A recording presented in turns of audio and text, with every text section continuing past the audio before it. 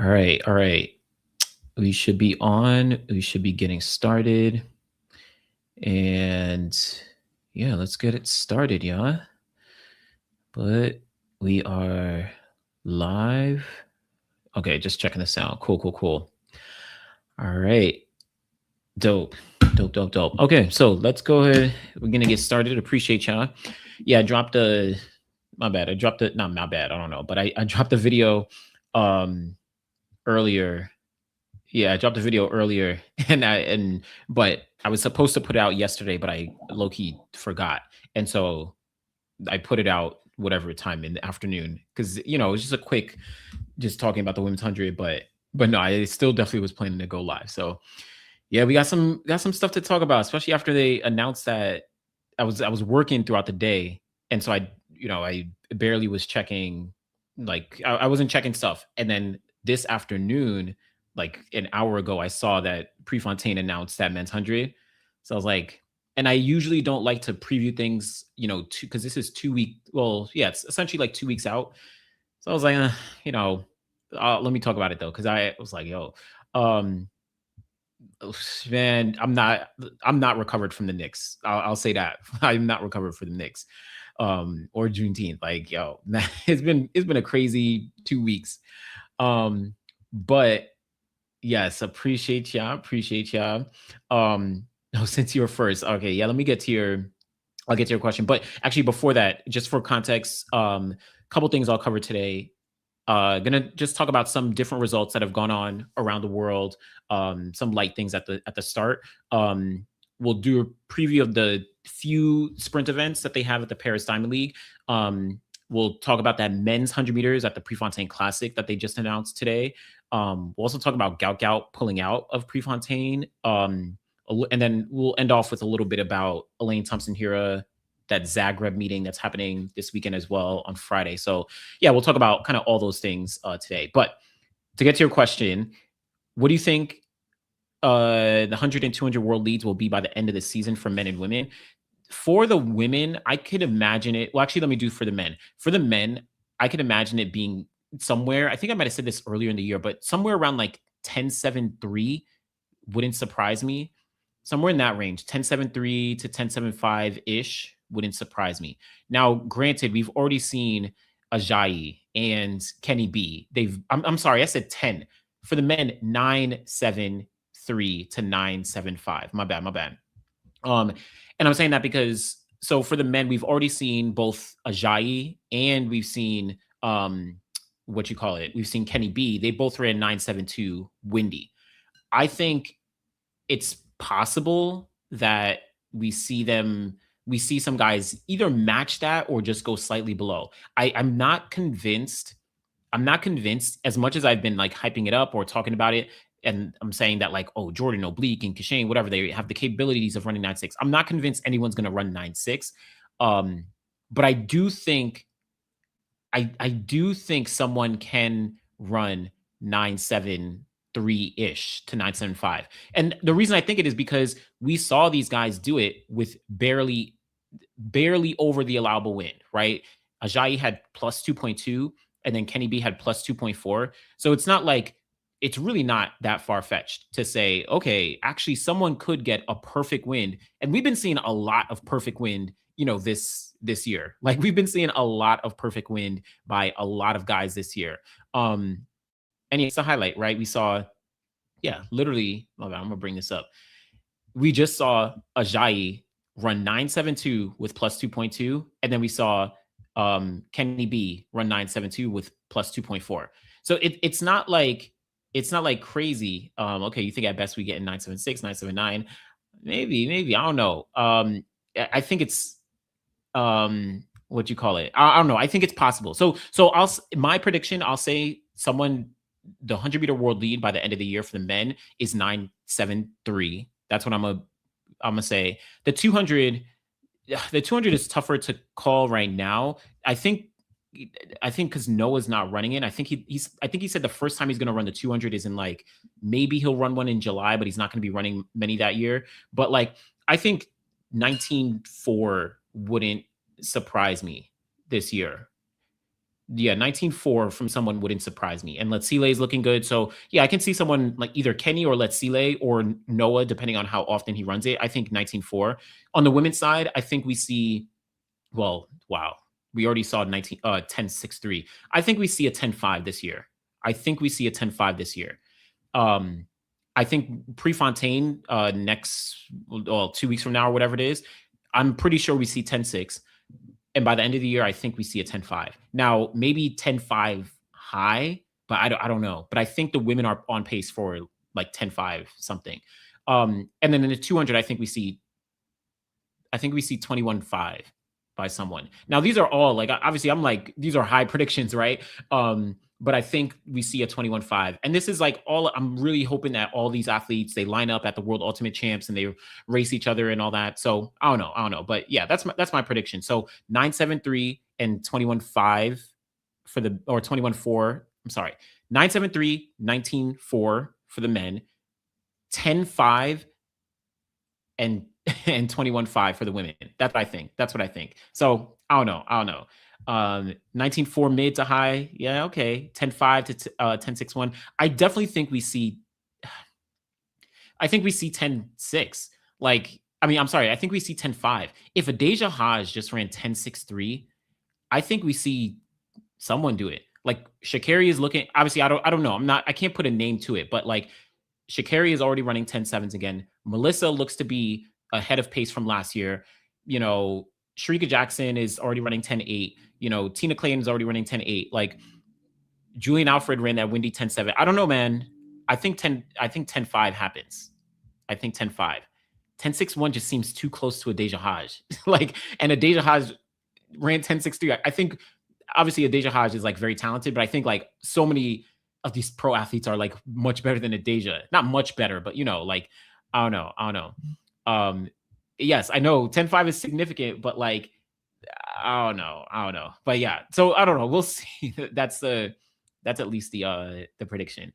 Yeah, success. We'll talk about UK champs very briefly. I'll pass through it, but yeah, success. Edouard Wright, she got a huge upset in the women's 200 at UK champs over Amy Hunt.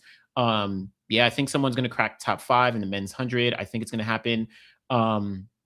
Yes, Prefontaine is going to be hot. We're going to talk about it. And yes, we're going to talk about Nigerian. Well, we'll talk about it very briefly with Favour Ashe and the other guy also going under 10 seconds. So yeah, we'll talk about that. Let's see.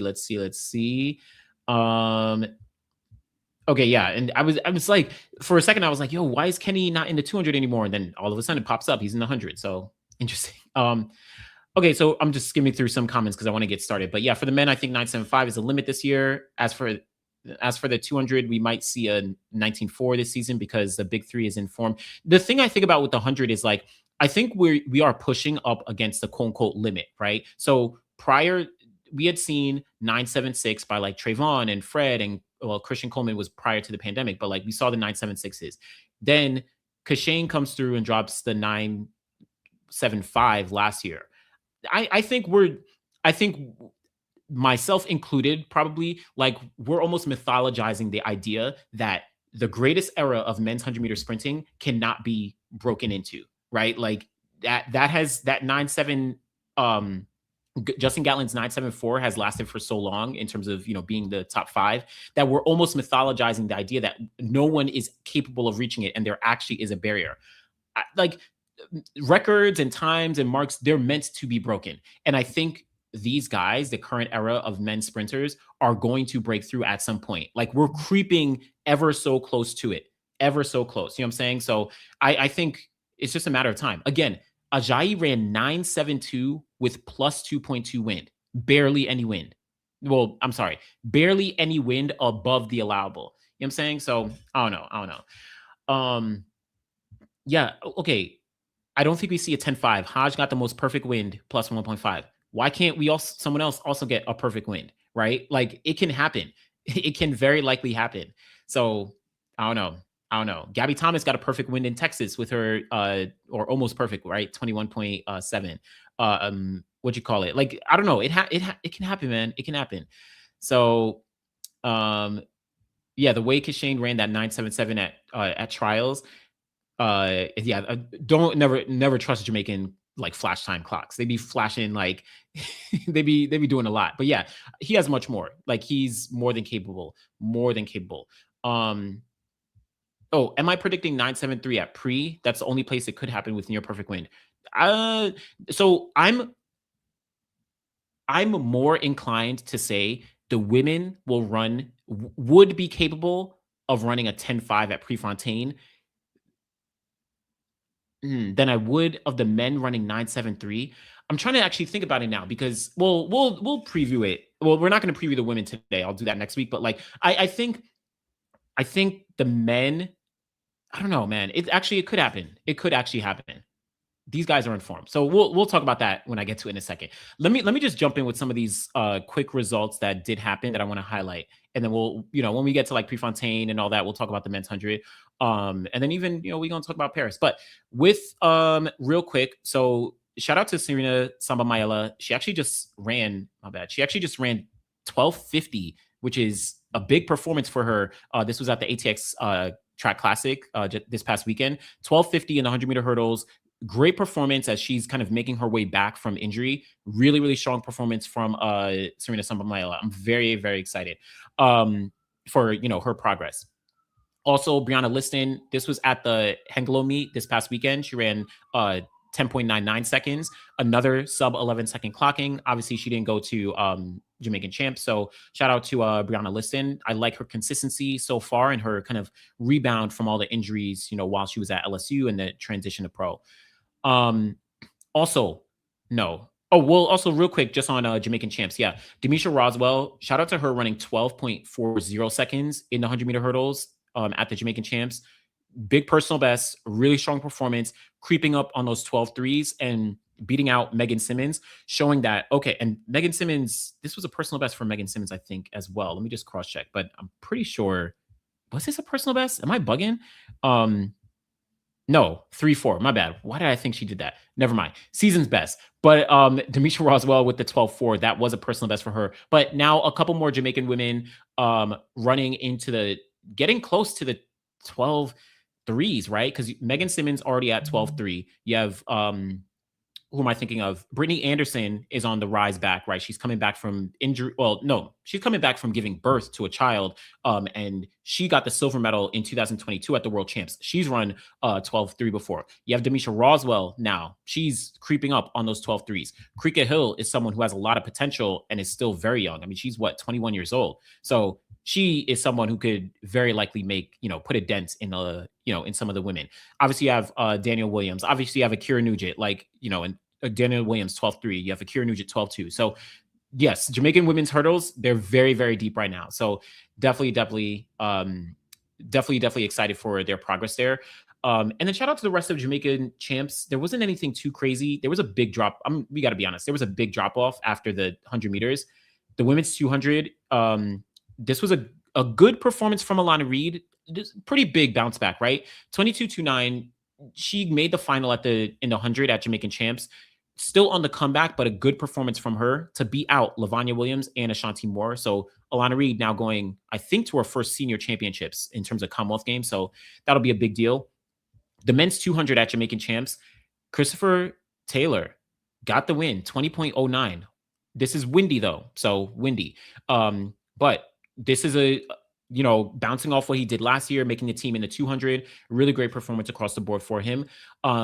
But yeah, kind of a little, I'm gonna be honest, it was a little lackluster, unfortunately, in terms of coming from the hundreds and then over to the rest of the events, at least in terms of the sprints and stuff like that. But shout out to the Jamaican champs. The other thing I did want to note, I didn't speak about this after I'd recapped it, but at the Doha Diamond League, shout out to Phaezel from Botswana. Men's 200, 20.01 seconds for Phaezel from Botswana.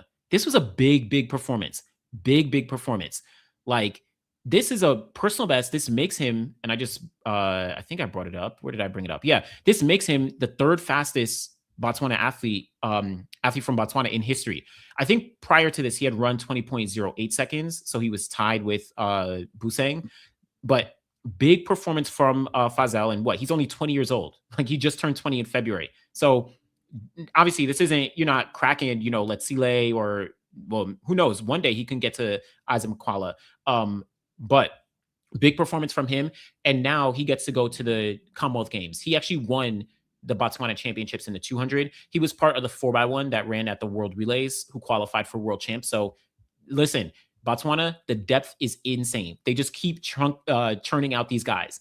And yeah, they just keep churning out these guys when talking about the sprint. So shout out to Phaezel with that men's 200. Oh yeah, let's talk about Favour Ashe and Nigerian national champs real quick. Listen, Favour Ashe, we saw that he had attempted, I don't know, he went to the UAE to try and or it was either UAE or it was Qatar. I forget which one, but he went to, unfortunately, one of the Middle Eastern countries, and it could have been Bahrain as well. I'd be forgetting, but he went to one of these Middle Eastern countries. He wanted to, switch his allegiance potentially because of the issues in, with Nigeria, just like we've seen with a ton of athletes. But he manages to improve his personal best 9.93 seconds in the 100 meters out in Lagos at the Nigerian national champs, Commonwealth Games trials. Personal best. His previous best was actually 9.94 seconds with like a plus 1.5 or something crazy like that. So this was a good performance. On top of that, you had Nicholas Fakorode, if I'm pronouncing it correctly. Shout out to my Nigerian people, but he also got under the 10-second barrier. So 9.98 seconds to join Ashe under 10 seconds as well. Big performance for both these guys. And I think that, well, we mentioned it earlier, but like Nigeria has I'm just going to pull this up here. Nigeria is putting together a very, it should be competitive 4x1 squad. They've always had a 4x1 squad, but it's like, yo, they should be in this mix. Like, look at the guys. And this, in my opinion, would be like the guys. And shout out to Botswana as well, right? Botswana, what do you call it? Yeah, I see you off putting the 4x1 together for Botswana. But listen, Ajayi, obviously, we'll talk about him later with Prefontaine, for Nigeria 4x1. You have Ajayi. Who am I looking at? Godson, I think Godson had kind of retired. He might have retired or something. I don't think he's raced since like 2024 or something like that. But Ajayi, Udodi is like kind of in that conversation to a degree. But Ajayi, you have Favour Ashe, right? Again, 9.94. You also have shout out to Raven, but not right now. You have Israel Okan, right? Once he gets healthy, remember he was like cooking all throughout the year, probably on pace for he got injured and he ran sub 20 in the 200. And then you have let me see. I don't know. Oh yeah, and then you have Nicholas, right? So he just ran sub 10.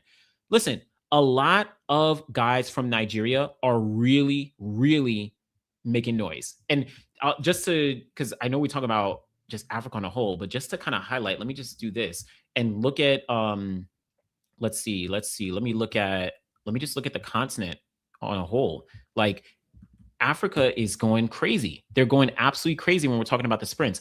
Obviously, Omanyala, Akani Simbine, Abdul Rashid Saminu, you have Ajayi. Well, Benjamin Richardson, obviously, he's for Ireland now, but Letsile, Gifli Olela, he's been cooking. Busang still has that 2.989. See what I'm saying? All these guys, essentially, just like highlighting how crazy it has been for Africa across the board when talking about the men's 100 and the sprints. And yes, you're talking about, this is perfect, right? South Africa, Botswana, Nigeria, Zimbabwe, Ghana. It's kind of crazy. And people are sleeping on Ghana. People are sleeping on Zimbabwe. Like there's so many guys who are in the mix. So many guys. This is crazy. Like, yes. Oh man, Namibia. Come on, man. I'm gonna be honest. I don't remember the last Namibian high quality men's sprinter. I remember there was a point. Well, obviously you had Christine Mboma and you had Beatrice Masalingi. But I remember on the women's side, there was just more depth because I remember there was even I'm trying to remember. Maybe I'm thinking of something, but yeah, I Namibia got to get into the mix and all that. You know what I mean? Kenya and Liberia. I know Liberia kind of fell off now with Emmanuel Matadi. He's retired, but like, but yeah, I don't know, man. And yeah, Kenya got some guys, but listen, there's a lot. So the other thing real quick is just the UK championships. Shout out to Ramel Glaive. 9.98 seconds. His first time legally under the 10-second barrier. He had been really getting close to it for a while. Well, he had those windy performances, right? And so he'd been getting close, but to be able to make the upset here, well, upset. I don't know if this was an upset to a degree, considering he's probably been very, very consistent relative to other guys. Great performance. Zarnell Hughes just behind in 10:01. Jeremiah Zoo and then Louis Hinchcliffe with 10:03. But I'm like impressed with Ramel Glaive. So excited to see how he progresses. What he's turning 27 this year. So he still has some time to develop. 200, I saw someone notice it earlier. And you said, what's the latest on Gout Gout? We'll talk about Gout Gout in a few when I get to Prefontaine. But Zarnell Hughes, 20.04 seconds into a slight headwind. Great performance for Zarnell. I was a little unsure of like how he would do at these championships. I guess I just wasn't like clearly sure. So I'm glad that like 10:01, 20.04, he looks to be in good form. I'm assuming he's probably going for, the Commonwealth Games gold medal. Because he won back in not 2022, but 2018, I think, because it was Dream Richards and Zarnell Hughes. They were really close. Or maybe Zarnell got DQ'd, I forget. But regardless, Zarnell is looking for Commonwealth Games gold and maybe European gold as well. Who knows what his kind of trajectory is. But shout out to Zarnell Hughes. On the women's side, actually before then, men's 400, I'm impressed. Matthew Hudson-Smith, from my understanding, he had a little stomach bug or something along those lines. Someone mentioned it to me at some point. But at the Stockholm Diamond League, which is where he walked off the track. But 44.45, great performance for Matthew Hudson-Smith in the 400. Yeah, Dream beat him in 2022. But let me just pull this up. 2018 Commonwealth Games, because I remember there was like a close race with. I know Dream won gold in 2022. Oh, my bad. 2018 men's 200 meters Commonwealth, because I remember there was a close race with Dream and Zarnell Hughes. I think Zarnell was DQ'd. Yeah. Okay. Zarnell was DQ'd in 2018. And yeah, because they locked arms or something like that. That's what I remember. So Dream and then Zarnell Hughes, yeah, they tied. That's how crazy it was. Now I'm remembering.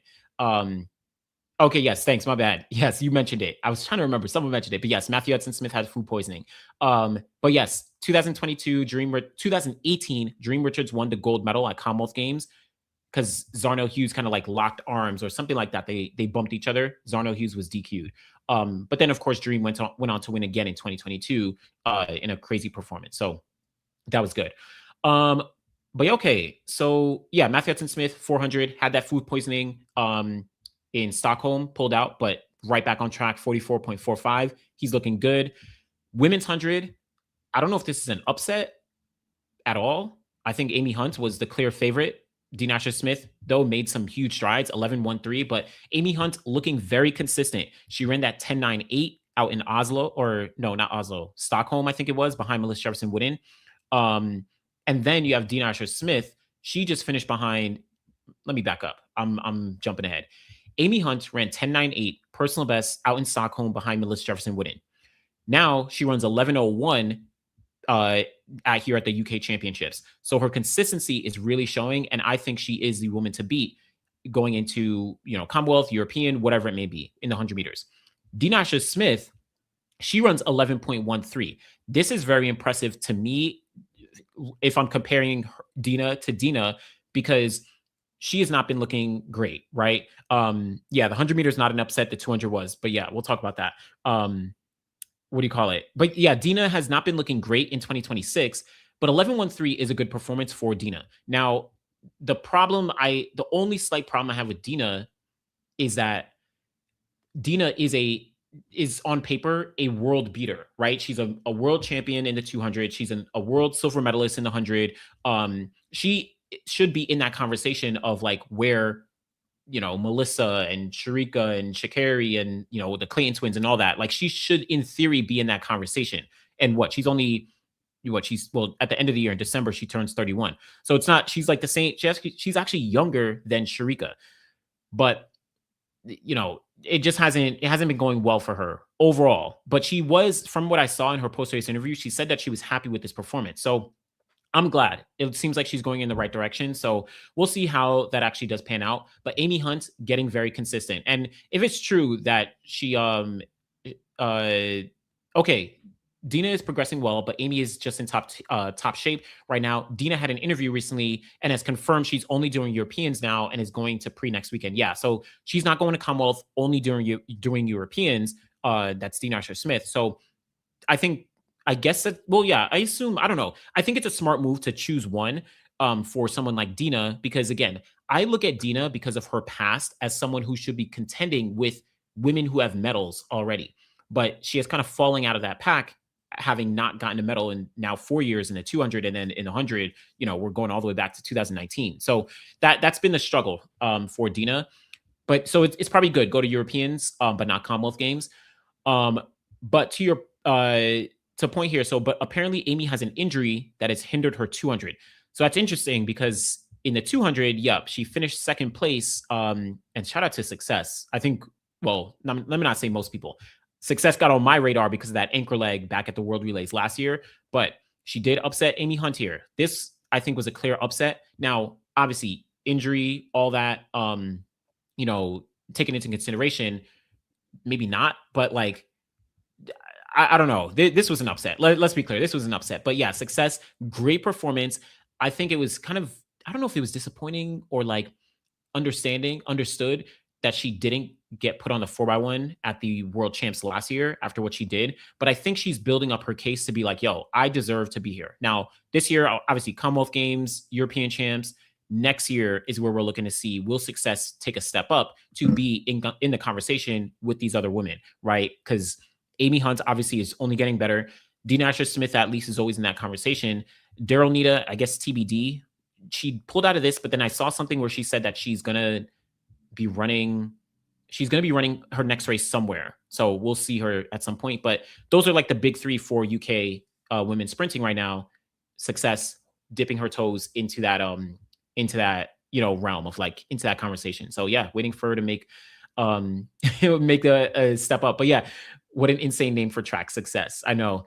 I like these names. You have like Success. You had that guy Justin Times or whatever. Like you got some crazy names. Success could be a medalist in the 200 at Europeans. Yeah, definitely could. Definitely can. There's a shot. If she's able to get a little bit faster, like 22, if she can get to like 22.2, 22.1, that would maybe guarantee a medal, right? Because I don't think anyone is going to be at Europeans. No, I don't think anyone's going to be running sub 22 seconds. So yeah, no, definitely. It's possible. It's definitely possible. Okay, so let me see.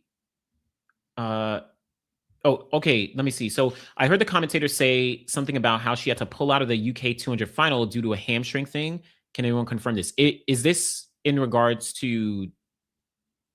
Okay, my bad. Sorry, I'm just looking at the. Okay, so I'm assuming this was in regards to Dina Asher Smith, but Dina is healthy. She's not injured. Yeah, from at least the interview I saw, and I think we saw the same interview, mentioning the Europeans and skipping Commonwealth. She seemed like she was actually very happy with her 100, like very happy with her progress. So yeah, yeah. Okay, so European champs. You have Amy Hunt, you have Jael Bestu from Spain, and then you have Success in the 200. Yeah, that would make the most sense. I'm just gonna let's just bring this up real quick, just to look at the because yeah, I don't know in the 200. And yes, if you're here, like and subscribe. I appreciate y'all. We are rocking out. We're gonna move over and talk about the Paris Time League real quick, and then Prefontaine. But for the 200 on the women's side, let's see. We would have. Oh my bad. Let me go to Europe. Because yeah, it's not that deep. Obviously, Mujinga Kumbunji is not competing. Okay, so you have Success. You have Amy Hunt, Fabian. I think Jael Bestu. She's probably the best. Yeah, she's probably the best one here out of like all these other women. Dina Asher Smith obviously isn't going. So yeah, wow, this is kind of man. Why do I? For some reason in my mind, I'm like Europe has a lot more depth in the sprints, but at least in the 200, but they don't. Rashida is not going to be. I don't even know if she's going to Europeans. I don't even know what. I don't know, but yeah. Okay, so we'll see what's up with with that. But the last thing is just the women's 400, and that turned out to be it was okay. It was okay. You did see Amber Anning. She got the win, 50.16 seconds. I'm a little surprised. I'm gonna be honest. This is where I'm like, what? This is a championship record. In my mind, I'm like, didn't Christina Hurugu or somebody run like 49 seconds at least once back in the day? But apparently not. But I mean, still good. This is a good performance for Amber Anning, though. As surprised as I was about like this being a championship record, but Amber Anning is rounding herself back into form. She took off the indoor season, right? Didn't go to World Indoors. Even though she did very well, she opened up in the 400 really, really well. But I think she's getting into some good form now. 50.16 is really strong, considering a lot of women right now, a decent amount. But like you have people like who am I thinking about? Aaliyah Butler. You have Nikisha Price, right? You have some women who are running like 49 high. And then obviously you have some other women who are running 49 mids. And then you have like Marley DePaulino, who's on a different level. But listen, Amber Anning rounding into some good form. Yemi Mary John, I actually like this performance for Yemi, right? 50.23. I'm just going to cross check. She ran 49.7 earlier this year, right? I'm sorry, 49.8. But after that, yeah, that's her second best performance all time in the 400. So this is a good, let me just make sure I'm right on this. Yeah, 50.23 for Yemi Mary John is her second best performance ever. So that tells me that she's actually being relatively consistent. I actually really like the fact that she got a performance like this here. And it's not too far off Amber Anning. And Yemi Mary John is 3 years younger than Amber Anning. So listen, man, listen, this is good. Yes, these aren't the flashy times and all that, but like, listen, this is good. Oh yes, and Henrik in third, right? At 50.58. This was very good. Yeah, so this bodes well for their 4x4. I remember that Dean Asher Smith, I think in her interview or something like that, was like, she's not doing the 4x4 anymore. I think her form maybe wasn't the greatest outdoors, so it's probably like, but this is good. This is some good depth because you can imagine. Well, we'll talk about Keely in a second, but like you can imagine throwing Keely, healthy Keely on the mix. One of the sisters, the Nielsen sisters, Nicole Jurgen, she's been kind of up and down, but it's been mixed. But I think there's some the 4x4, should be back in there. Now, the last thing here is just Keely. So Keely Hodgkinson, she was supposed to run the 400 here. She didn't run, pulled out last minute. And unfortunately, it came out that she actually had, I guess, some tightness prior to her warm up. So she was like crying because she was on the track, and yeah, she pulled out of the 400 meter final. What do you call it? I remember they said, did they say it? Oh, my bad. Hold up. Let's see. Did they say yes? Muscle tightness. They didn't say hamstring, but they just said muscle tightness. So. My bad. I just want to make sure I could pull this up so y'all can see it. But yes, they suggested the problem was muscle tightness, which had emerged at the end of her warm-up just before the race yesterday on Sunday. So little tough. And yeah, her coaches insisted the withdrawal was precautionary before an attempt at the long-standing 800 world record later this summer. So, I think it's tough. I have a couple different thoughts. One, I think it makes sense. Pull out. Your goal is to run this 800 meter world record, right? That's one of their main goals for this year. They have a couple targets probably on where they actually want to attack it. I think London Diamond League is one of them. Maybe at the end of the year, World Ultimate Champs, like Europeans, maybe, I don't know. But they have a couple places where they want to target it. Don't risk running a 400 and getting actually injured. You know what I'm saying? Like, just pull out and let yourself get some rest. But the other thing I'm a little unsure about is maybe her reaction. It's making me question, and obviously, let me be clear. Obviously, I'm not her coach. Obviously, I'm not her team, and I trust them saying what they did say. But I guess I'm interested in like how she reacted, with the understanding of the ultimate goal being the 800 world record, and this 400 just being a stepping stone towards her fitness, her speed, her building up her ability to get to that record. So it makes me feel like, is there more? Like, is it even more serious than just some tightness? I don't know. But, we'll see what actually does play out with Keely, because you're looking at her. She just set her personal best in the 800, right? Right. She ran that 154. But then you have Audrey Vero. She obviously is running 153, and she ran, another 154 like 2 weeks later. So I don't know. And this is interesting. My bad. If Georgia Hunter Bell gets to 153 before Keely, because Georgia Hunter Bell, she ran 155 solo here at the UK Champs. Like, it was crazy. I'm sorry. Yeah, right, or something like that, right? She went crazy. So I don't know. Yeah. This is what I guess I'm so mixed. Obviously, I don't know. Like, anyone can react as they were, but the fact that she was so visibly upset, I wonder, did she want the 400 that bad? Or was this moment? I don't know. I don't know, because I'm not sure. Like, do we think she was going to be Amber Anning? I don't think so. So that's where I'm just like a little mixed, and I just hope that she's not as like she's not. It's just tightness and just precautionary, because I want to see her and Audrey go head to head. What I would love to see is I want to see her, Audrey, and Georgia. What I would love to see is Keely. Let's say she breaks the world record at like the London Diamond League.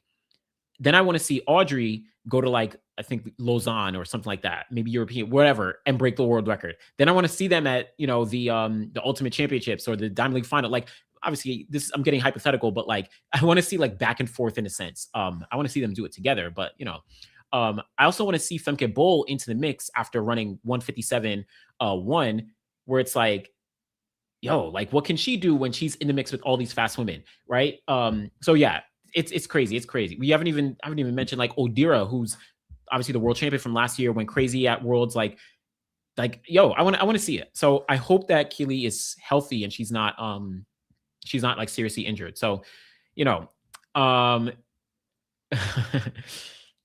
okay, yeah. I'm tired. I'm tired of the world record. Keely talk equals Giannis straight talk. It's exhausting. If it happens, it happens. Listen, man. I know there was there was some. I don't know. There was something I saw. The message that Giannis posted. It was like, I forget whatever message, but then someone like circled the different letters, and it was like was the letters for either from Miami or Heat or something like that, right? And people were like, I don't know, man. It's hilarious, but yeah, we'll see what's up. But yeah, that's Keely. So, all right, before I dive into Prefontaine, before Prefontaine, I want to talk about Paris, just a men's 100. And yeah, you saw the tweet, right? I was like, yeah, it's so ridiculous. Like, they were reaching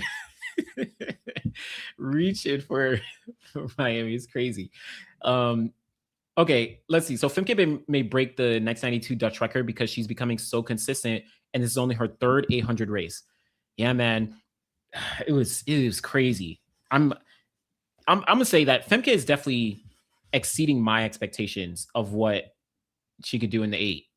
Because I'm still interested to see like how she mixes it up when she has Keely, Audrey, Georgia, and Odira and everyone else like all in the mix. Because I know that they were saying the meet in Hengelo this past weekend where she ran 157 again, right? Or whatever it was. I forget what she ran. But like that race, they were saying like, oh, that was a tactical race. But like, I don't know, man. I want to see like a real tactical race where it's like they're going out, they're running 153, 154 pace, and you have 5-6 women right next to you. And she is like boxed in. That's kind of 157 high. Okay, that's what she ran. My bad, because I know she ran with Audrey. She ran the 157 low.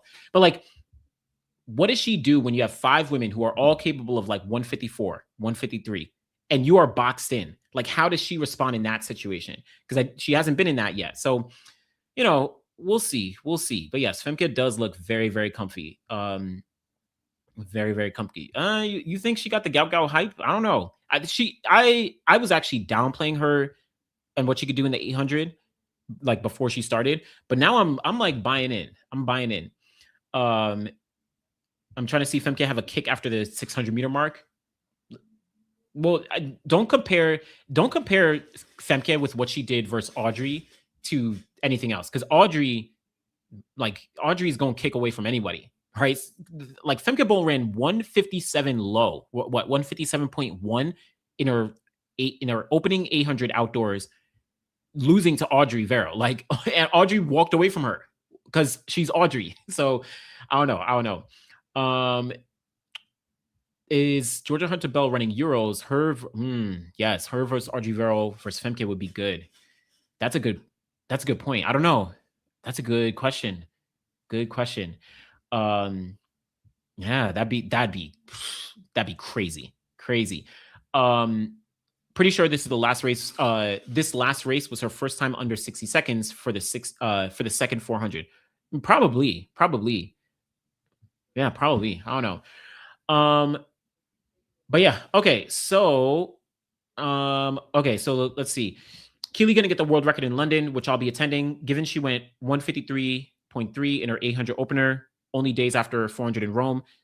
Well, maybe, but again, she just pulled out of the UK champs because she was injured, right? So, or she had a small setback. So that's a question on like, because the London Diamond League, when is the London Diamond League, right? When is the London Diamond League happening? This is coming up in barely a month, July 18th. Like, this is less than a month away. So if the assumption is that, I mean, I guess the assumption is she's going to be fully back and ready. But if she had a little setback like this, you know, that's a question. But yeah, assuming she's not injured. Okay, so yeah. Okay, so you say Femke is running the 800 scared once she gets over the fear. So I think that's why I want to see her in a very packed race with all very fast women. That's why I want to see Femke in a packed race, because it's like, I feel like she needs some pressure.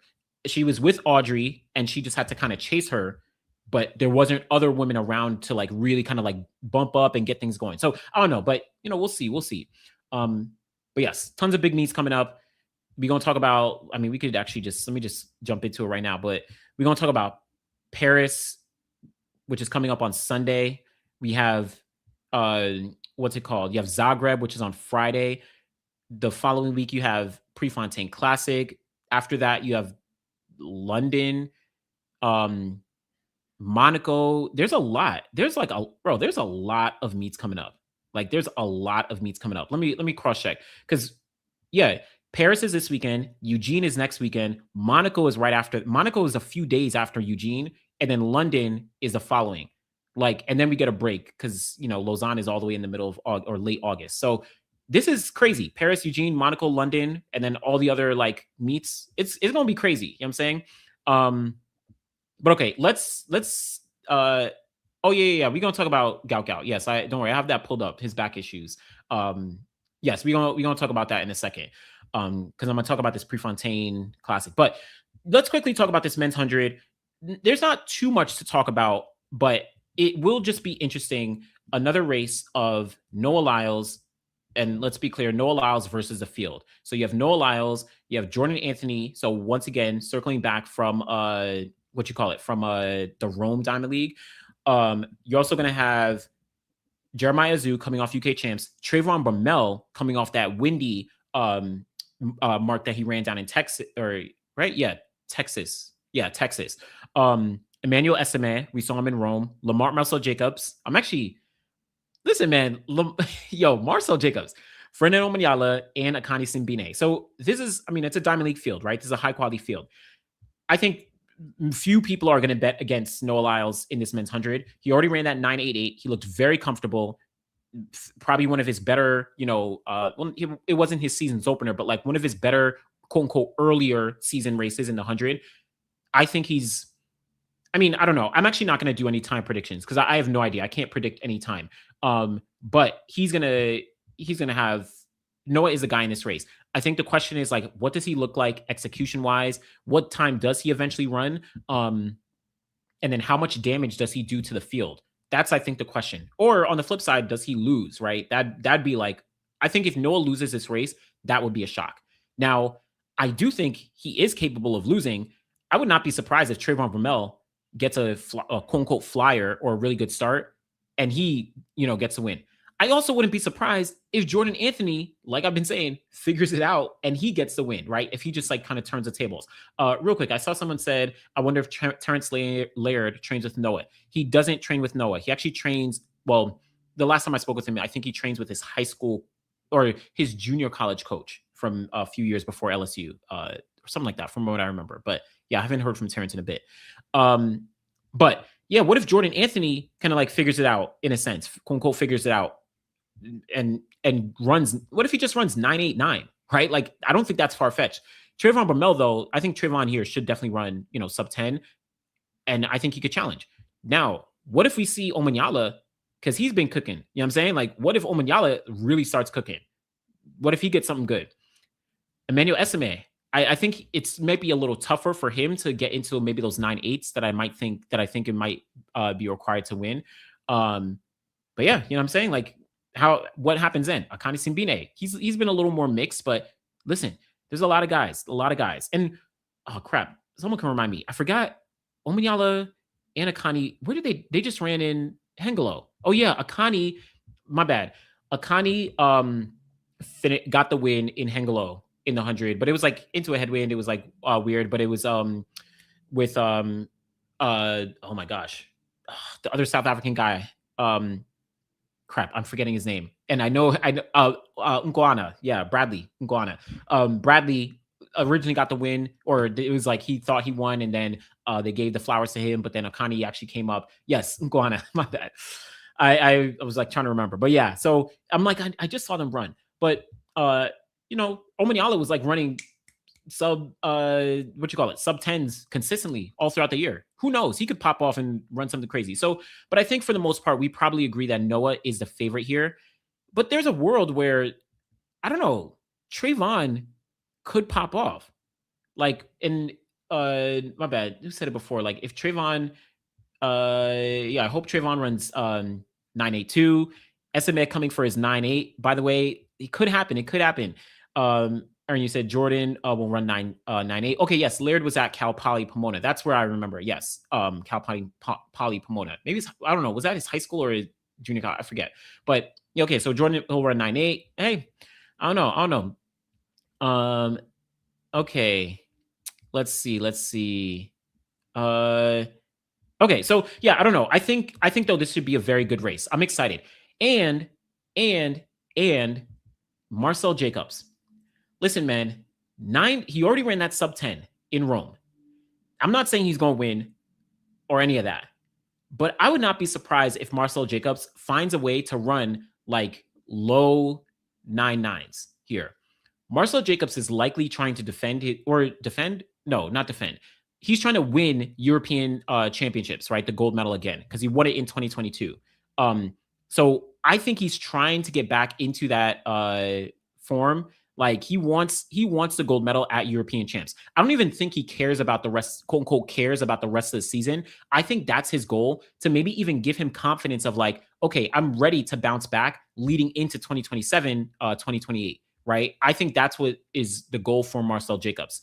So now he's healthy, he's building back, he's back with his old coach, obviously. And like, listen, this is good.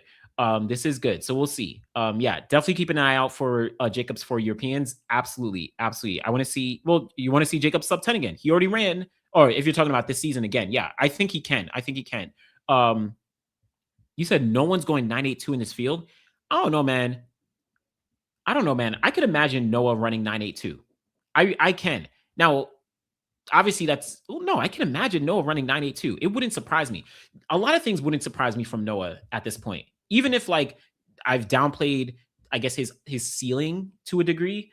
And I'll admit that. Yeah, I've downplayed his ceiling. Like I think I'm on the record saying I originally was like, I don't think there's a world where he never improves his personal best, but he does continue to win medals.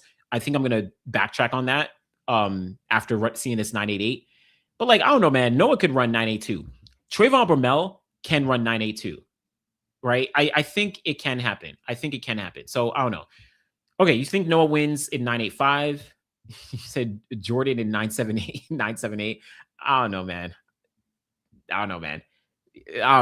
This is why I can't predict times. I know. I don't know. But let me see. Someone did say something. Let me see. Yes, a lot of respect to Marcel for fighting back through everything he's gone through. Absolutely. Let's see. There was something I said. Okay, this is what I want to see. So I think Jordan's outdoor season is going to mirror his indoor season, as in he'll get beat up all over the place at the start of the season. Then his last race before USA indoors, he's running fast and carries that through to USA's. That's an interesting. That's interesting because it wouldn't surprise me if that happened. Now, granted, outdoors is much tougher, much tougher. But it wouldn't surprise me if that did happen for Jordan, where it's like, okay, I don't even know. He's not even starting off slow, man. He ran 991 and 996 this year. But let's say he loses different races. He gets to USA's at the end of July and he runs really well. And then that leads into a good performance at the Ultimate Champs. That it could happen. It could happen. But I don't know. There's a world that could happen. And I think I wouldn't be surprised if Jordan does get kind of rolling as the season goes on. It'll be tough though, because he's going to be racing Oblique, Seville, and Monaco. Obviously, he's continuing to race Noah because obviously they train together. Noah Lyles is not going to be in Monaco though in the 100, so he won't be there.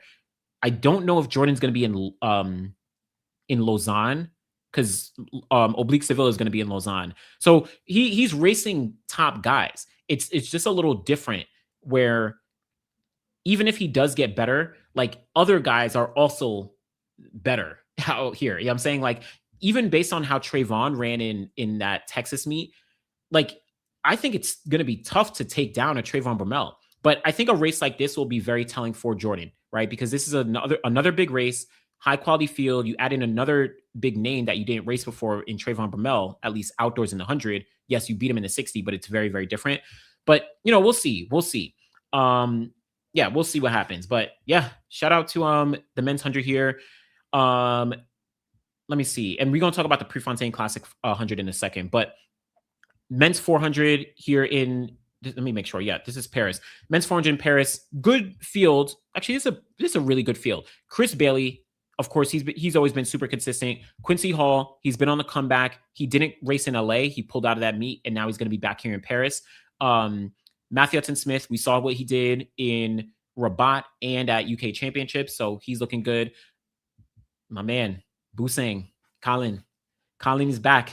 He's back, man. Like, this is going to be good. Zakiti Nene is back in here. Jareem Richards, Samu Konga. My bad. Men's 400, yeah. So Samu Konga, Jareem Richards, Zakiti Nene. You have Kunta. I apologize. I'm not super familiar with him.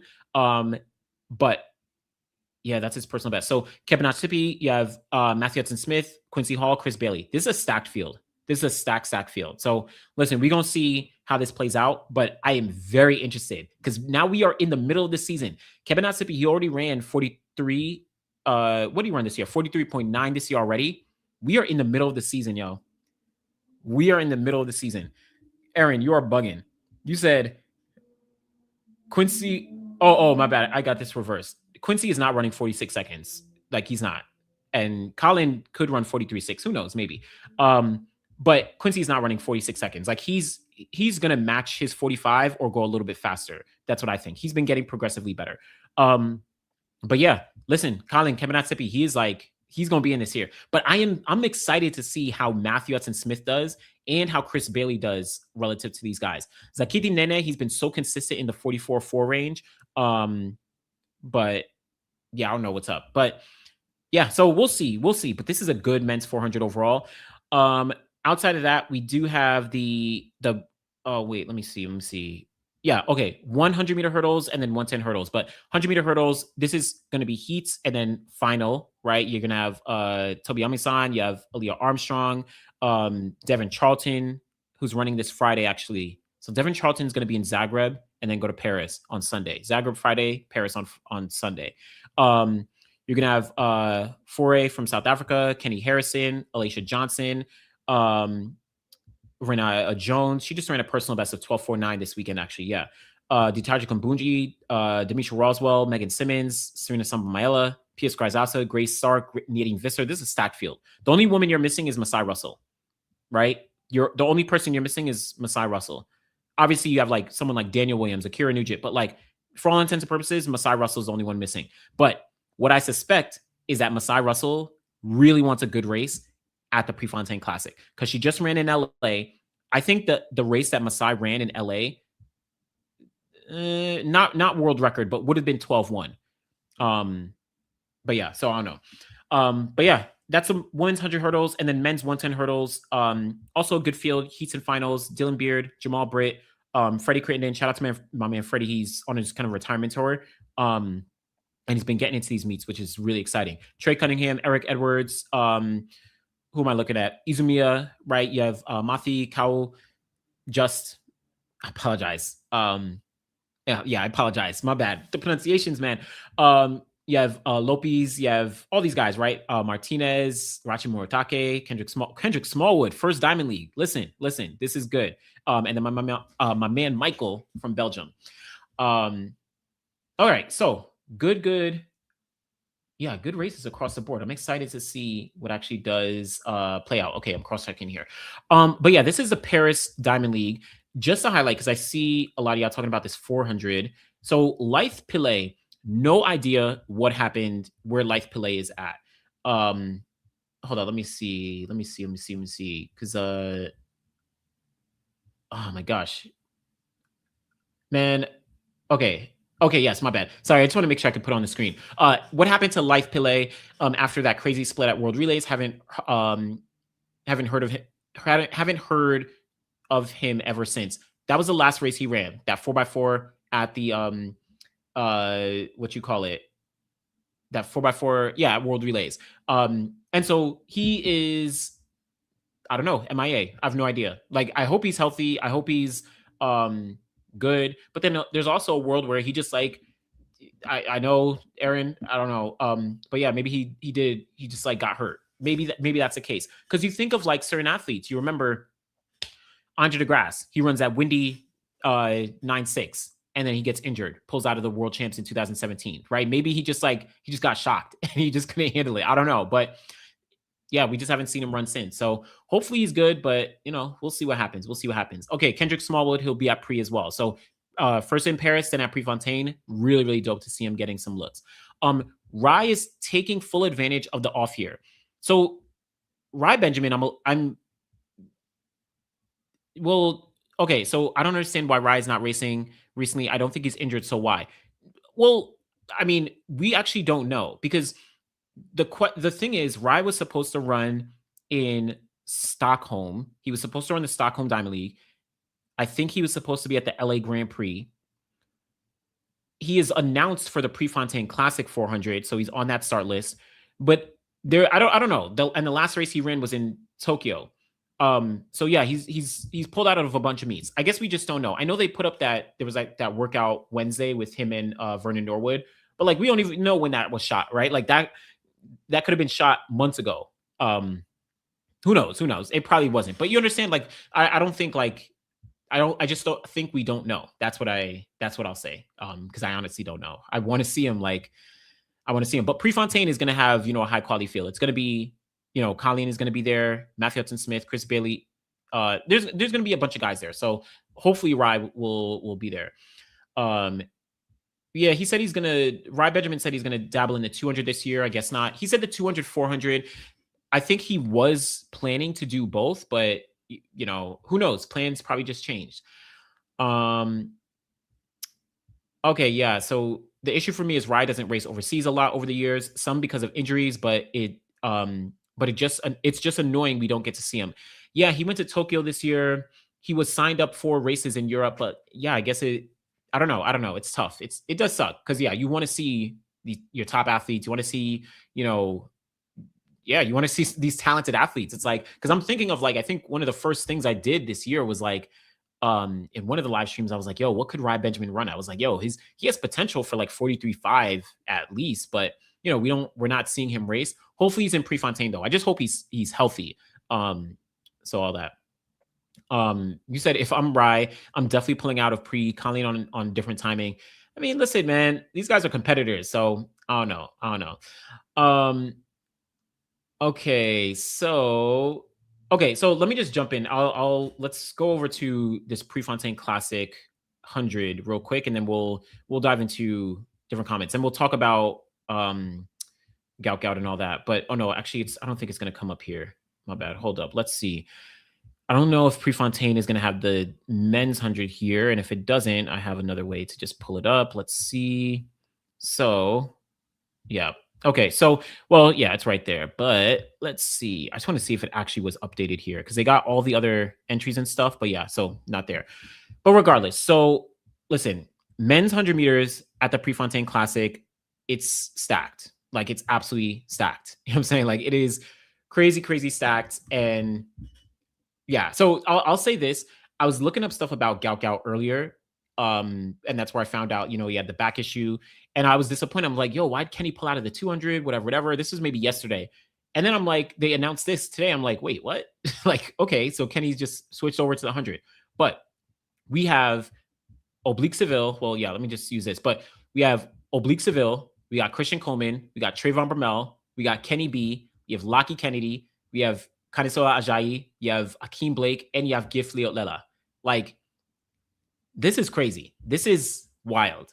Obviously, I mean, throw in Noah Lyles, throw in Jordan Anthony, right? Like, those are the only guys who are like missing in theory.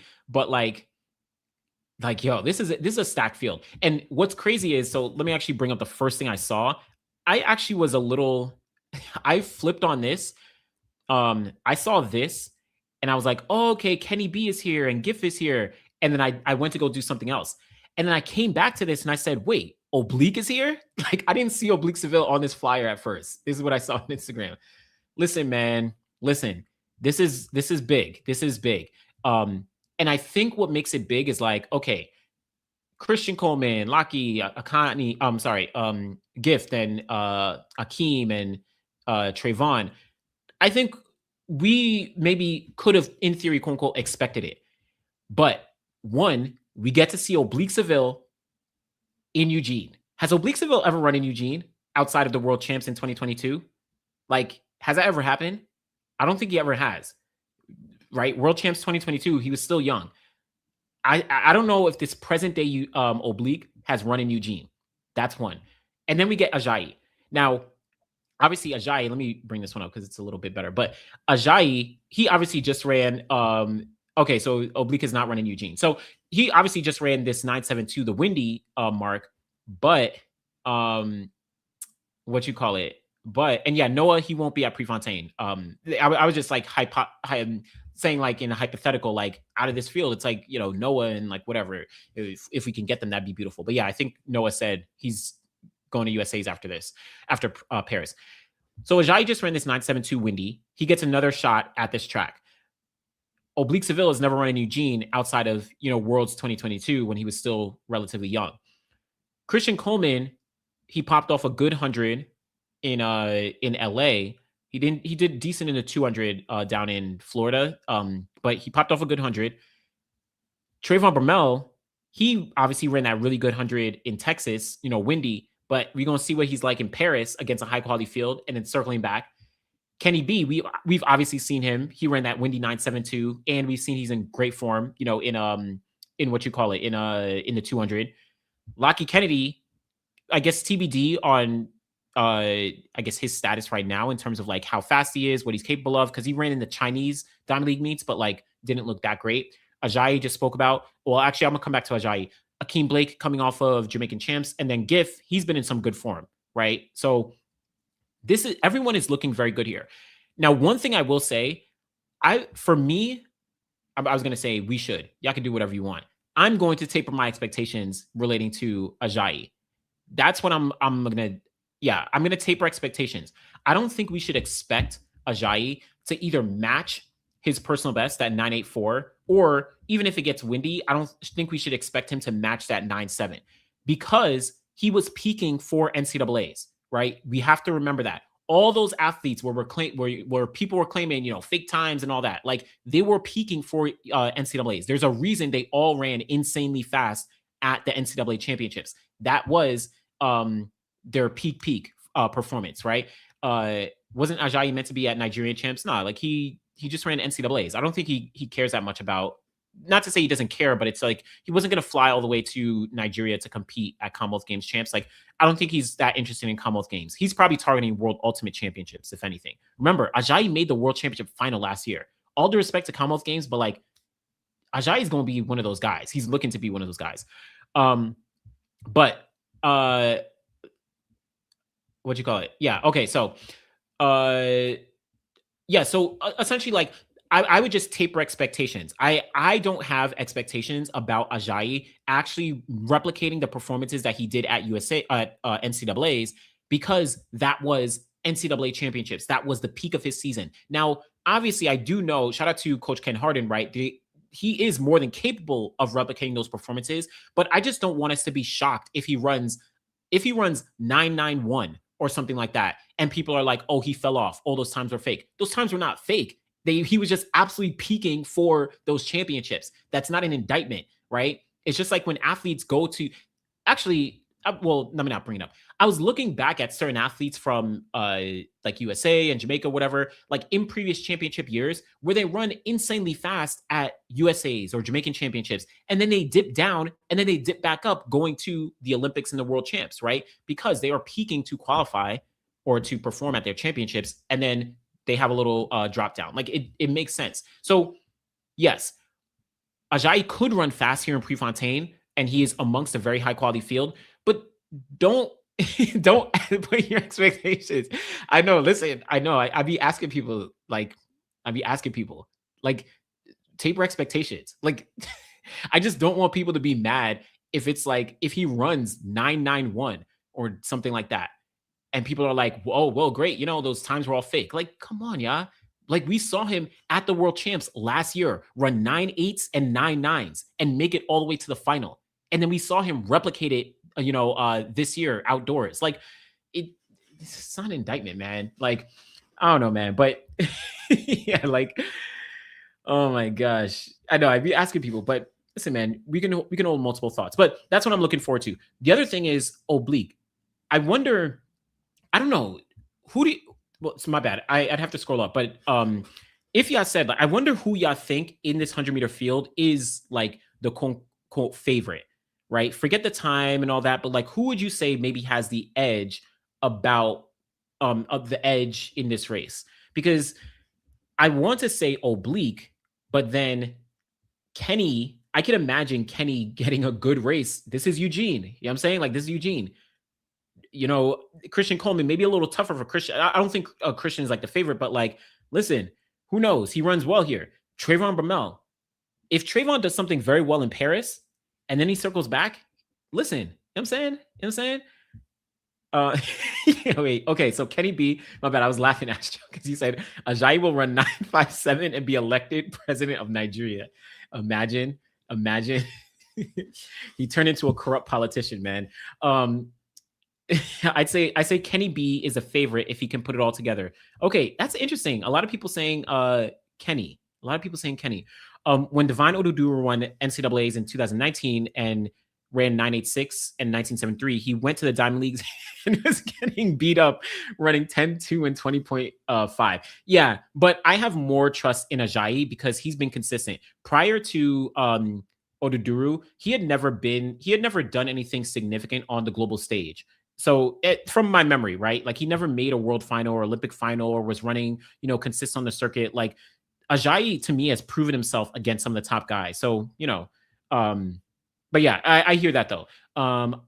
Ajayi ran his rounds backwards at Worlds though. Well, but again, sure, he ran backwards, but that was his first time ever at a I don't know. I don't think he was at the Olympics. Maybe he was. But like, regardless, like that was his first time like really competing at a global championships and making it all the way to the final. Even if he ran it, backwards in a sense, like, he was young. He was, just learning, getting his feet wet there. And he's, to me, proven himself based on what he's done outdoors, because he could have bombed out outdoors this NCAA season. So I don't know, but I hear that. I hear that argument. I can hear that. Okay, you think 978 from Oblique Seville? Okay. I would assume the favorite would be Seville. That's what I was feeling, but there is part of me that I'm looking at Seville and Kenny B as maybe co-favorites. Oblique is a world leader and world champion in my eyes. He has to be the favorite. Yeah, so I think that's fair. On paper, he is like the favorite, but this is Eugene, and you know how Kenny be doing. You know what I'm saying? The favorite would be Kenny or Ajayi based on the season so far. I don't know, man. Ajayi as the favorite. I don't know, man. I know Ajayi has been cooking, but I think I'm going in my mind. I'm going based off like the idea of like, okay, if he's peaking for NCAAs, I don't know if I have those high expectations, and I wouldn't see him as a favorite in a race like this, though he can win for sure. But I hear that. I hear that. Kenny is a favorite. Okay, you believe Bromell is too inconsistent. Oblique said in an interview after the race at trials that he could have gone faster, but he didn't want to push it because he had meets coming up. That's fair. That makes sense. Makes sense. And I think, yeah, we based on that race, we know that Oblique was in at least like 10, probably like 10-7-9 form ish. In that race in Jamaica, right? But we'll see what happens the rest of the year. We'll see what happens here in Prefontaine. Kenny's a favorite. Oblique should win, but Kenny could as well. Yeah, Divine was getting worked. My bad. Divine was getting worked. Ajayi has great form. He does. I like Ajayi. I really like Ajayi. Imagine having the world champ Seville to the side. That's where the Australian you're being disrespectful. Come on, man. Come on. I was like, what are you saying? But okay. I got Oblique for the win if he gets the start right though, but Kenny could be tough to beat. Yeah, Oblique with his start in Jamaica wasn't the like best start. It wasn't like the Tokyo World Champ start, but I don't know. Eugene, it's gonna be crazy, man. I'm really excited to see what happens here. This is a good race. This is a good race. Like, this is a good race. I don't know. Why would Silver Surfer Kenny beat Oblique? This is Prefontaine, man. This is Prefontaine. Like, listen, Trey is running in Paris on Sunday and then coming back to the West Coast to run at Eugene. Not expecting much, but we'll see. Yeah, but Eugene is not until the following week. So he has time to come back to US, rest and recover and be all good. Like, I mean, like, who knows? Who knows? It's interesting because Kenny has more wins than Oblique. Oh, interesting. Okay. Oh, you mean this year, right? That's true because Oblique lost and cross-check me. My bad. If you're saying this year, but yeah, I don't know. But yeah, it is interesting. I guess like that's why I think Kenny is like he's looking good here, but I'm not sure. Kenny will go 9-7 and get second to Seville. That would be crazy work. That'd be crazy work. But it's possible. What's crazy is that's actually possible. Oh, we all know why Divine ran slow after NCAAs. Good point. Good point. Ajayi is not the favorite. You said Oblique 979, Ajayi 979, Kenny 981. That'd be crazy. Or 976 for Oblique. Interesting. Yeah, Oblique or Kenny are the favorite. I want to see Kenny win a 100-meter race where he knows he's not the favorite / fastest. I feel like Oblique got over that mental hurdle last year. Yeah. Okay. Let's see. Oh my gosh, this better not be a repeat of Lone Star Grand Prix for Oblique. Yeah, Seville will not peak until Ultimate 974. Let's see. Sometimes when Kenny sets his race up correctly, he falters at the end / gets tight. Yeah. That's true. We all know Lachlan is coming in last. I don't know, man. Lucky Kennedy could surprise. There's a like, yeah, I don't know, man. Lucky Kennedy could surprise. Let's see. Like I said, almost all these guys. Oh, okay, my bad. If you said this earlier, all these guys are great starters. That's a good point. I don't know how. Yeah, GIF is a pretty good starter. That's actually interesting. All these guys are good starters. Kenny may be I guess GIF and Kenny maybe are the slight weakest. Actually, Ajayi. No, I don't know. All these guys are pretty good starters. That's actually a good point. Relatively good. This is a good race. This isn't like we have a Noah Lyles in the race, right? Where he's obviously not the best starter, but he comes on later, right? So yeah, these are all some like relatively good starters. Good starters here. No. Oh, we didn't talk about Elaine yet. I'll talk about that in a minute. Because yeah, she's still on the start list for Croatia. But yeah, for Zagreb. Let's see. Let me see. Okay, so Kenny has 3-1 with Oblique throughout their 100-meter races over the years. Interesting. So, wow.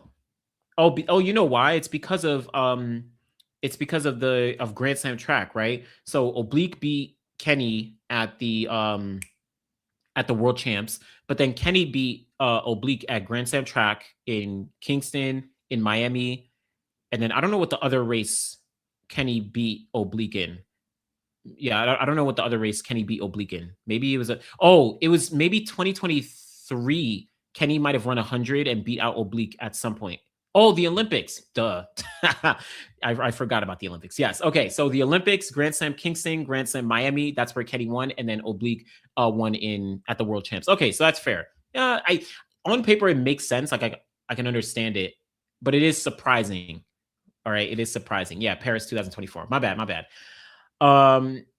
Okay. All right. Let me see. Let me just get some of the comments. Okay, so yeah, so the thing with Australians is I wonder the coaching strategy got to peak in late March, then try to peak again for some period in the normal season. Yeah, later on in the year. Yeah, because that's like Australians, South Africans, that's like anyone even Botswana athletes. It is tricky. It is a strategy. It is tricky, but only a few athletes are like capable of truly doing it to the best of their ability. And that makes them like truly special. So someone like Lockie Kennedy, it's going to be interesting to see how he progresses, because he's aiming for Commonwealth Games gold and then probably Ultimate Champs if he gets there. So, we're going to see. But yeah. Oh yeah, that's interesting. Okay. So it's just like, what you call it? It's just like college kids running indoor. That's a good point. Yeah, that makes sense. Okay, so my bad. You said, is there anyone from Dennis Mitchell's camp running at all? Christian Coleman trains with Dennis Mitchell. So yeah. And this whole Prefontaine is gonna have, I'm not doing a full Prefontaine preview here. I'll do that next week. But yeah. So Oblique has 3 back-to-back races, starting with Pre and ending with London. That tells you he's healthy and expected to run fast. Okay, so it's London, not for some. Oh yeah. So interesting. Okay, yes, he's going to be in London. So Prefontaine Classic, Monaco Diamond League, and London. So this is a thing. Oblique, and I think he even said it in his interview. He said it in interviews last year. He said it in his interview after he won Jamaican Champs this year, where it's like he wants to run on the Diamond League. It's just that in previous years he was injured. So he's like, yo, sign me up. So listen, I like it. He's not scared. He's going out there. He's racing any and every, to the best of his ability, any and everyone. And I'm sure that what happened is maybe he would have run in. I'm sure he probably didn't run in Paris because Prefontaine, maybe, who knows if they paid him more money. And then also it's closer to home, right? Just being in the United States as opposed to going all the way to Europe from Jamaica. So hey, it's good. But yeah, we'll see. And who do you feel is coming in with most confidence for Pre? With the most confidence, I think Oblique Seville is coming in with the most confidence. This is actually what I'll say, because I know I asked y'all. I actually think at Prefontaine, in Eugene, in this 100-meter race, I think Kenny B might be the slight favorite. But I think it's very close between Kenny B and Oblique Seville. I also want to throw Trayvon in there, but like, I'm not sure yet. I want to see what happens in Paris. But like, just based on where we're at in the season and based on the fact that we are in Eugene, like, I think Kenny and Oblique are like the guys to beat. So that's what I'm looking forward to seeing. So I don't know. Most confident should be the world leader. I don't know if that's always the case, right? Because you can be a world leader, but like, I'm not sure you may be the most confident. And obviously none of us are in the heads of any of these athletes, right? But I think you can have the world lead, but maybe not be, super confident about you going up against a high quality field. Anyone can, I think I said this in the video I did with the women's 100, but it's like anyone can run fast on any given day, right? Like all these athletes are super talented, but can you do it when it actually matters the most? That's why if Noah Lyles was in this field, Noah Lyles would be the most confident. Like, and he obviously doesn't have the world lead. He's actually slower than a couple of these guys on this list already, right? But you just know that he's more than capable of showing up when it counts. Like, he doesn't care. He's like, nah, whatever. Like, I know I got these guys. But so the time I'm less, thinking about, I think about it in the sense of like, yo, I am confident about beating these guys or my ability against these guys. And people, someone like an Oblique Seville, who's gone to the champs a bunch of times, who won the gold medal and whatever, like, who's healthy now because he's signed up for a whole bunch of races. Like, I think he has that confidence, but we'll see. We'll see. But yeah, Kennedy is a, oh, my bad. Seville, Oblique Seville is gassed up right now. Yeah. Lockie Kennedy is apparently doing the 100, 200 double at Commonwealth, and Aiden Murphy is also doing the 200. I'm intrigued to see how they perform between now and Commonwealth Games. Yeah, this is going to be a big, interesting race for Lockie Kennedy and Aiden Murphy. I want to see what he does because, yeah, listen, Aiden Murphy is another one who's like, yo, let's see how he actually does pan out. But I don't know. Ajayi will, because he just run on it. He just ran fast a few weeks ago. What do we do if Kennedy runs a 9.65 from wind anywhere from? So first of all, no one's running 9.65. 9.65. I don't care what wind. Do you realize the fastest windy time in history is 9.68? Like, that is the fastest windy 100-meter time in history. Tyson Gay, 2008, 9.68 windy, right? Only Bolt has run faster than that, and he did it legally. We're not seeing 9.65, especially Kennedy. Come on, bro. Like, I do agree. I do hope, though. I know someone said it earlier. I would like Lockie Kennedy to get under. I'd like to see him run. Maybe he gets the Australian record. Maybe runs 9.95 though, or a little bit slower than the Australian record. But like, we gonna see. We gonna see. Okay, so let's see. Yeah, I'm be interested to see if Noah's looking to put down a serious time in Paris to set the tone for next weekend. Yeah, that'd be interesting. If let's say Noah runs 9.7 in Paris, right? Let's say he runs a personal best. That's gonna set the tone for Eugene, where all the guys are gonna be like, "Oh, word! All right, now we gotta, we gotta show up." Because if Noah runs 9.7 in Paris, we better see 9.6 in Eugene. Like, like we better see 9.6 in Eugene, Prefontaine Classic, that legendary track, all that. Nah, like no one's running. I don't think anyone's running 9.6. But yeah, I don't know. But we'll see. We'll see what Noah does. We'll see what this 100 does. Yeah, this has been a record-breaking year, though. There's a lot of fast times, man. Like, again, what did I pull up? Hold up. Let me just bring up the season again. My bad. Season top list. Yeah, just again, the men's 100 meters for the season, like, it has been kind of crazy. And I'm going to bring up just all the performances because it's been kind of crazy. My bad. Hold up. Men 100. It's been kind of crazy. Like, when we're looking at it, and yeah, my bad. Where did I just see this? Where did I see this? I'll be losing these comments. My bad. But I know someone said the Tyson Gay. Oh yeah, and that Tyson 9.68 was plus 4.0. Like, no one's on Tyson. No one is on Tyson's level. No one's on Johan Blake's level. No one is on, obviously, Usain Bolt's level. Like, we're not doing that. We're not doing that. Even if I said yes, I think someone could run 9.73 this year, but I don't know. Yeah, need to see Lockie get sub 10s outside of Australia, but then you corrected in America and or Europe. Yeah. Let me see. Oh yes, I need to talk about the field in a second, but let me just highlight this real quick. So look at what we've seen this year, because I know Follow the Light, you said like this year has been crazy. This is all marks, right? So windy, not windy, whatever. So Ajayi 9.72 plus 2.2. Right? Kenny B, 9.72 plus 2.4. Barely. These are barely over the allowable limit, right? And it's tough because if it's just like Tyson Gay ran 9.69 with plus 2.0 wind, but we still consider it 9.69. We still consider it, right? It's very different than Johan Blake's 9.69 is very different than Tyson Gay's 9.69, but we still say they are equal number 2 all time because we acknowledge the wind is the wind. If it's legal, it's legal. So that's why I look at these performances. I'm like, yo, they are close. They are very, very close.